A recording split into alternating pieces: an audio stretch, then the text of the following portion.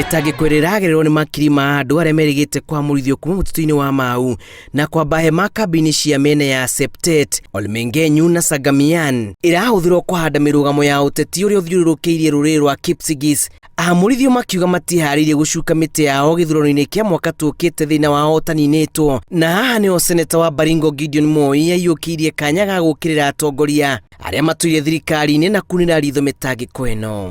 We've got people who are living in hardships. There's real suffering, which is not tolerable in this day and age.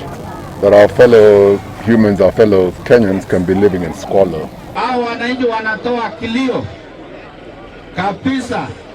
Tunasema kilio yetu iende kwa serikali kupitia wewe, hawa watu apate usaidizi. Gideon yakinyĩrĩire gũkĩrĩra itanya rĩa William Ruto rĩa gũkana tuĩka president mwaka ũkĩte, akiuga kuma ayũkie wathani ta mũnini wa president mwaka-inĩ wa 2013 ndarĩ arĩrĩrie ciĩgiĩ kĩhonia kĩa arĩa mahamũrithirio kuma mũtitũ-inĩ wa Mau. Our plan is that we do not want to go into the 2022 elections with this hanging over our shoulders. It would be totally irresponsible for us as leaders who call ourselves leaders, and especially leaders of our community, that we can have a section of our community who are living in such pathetic.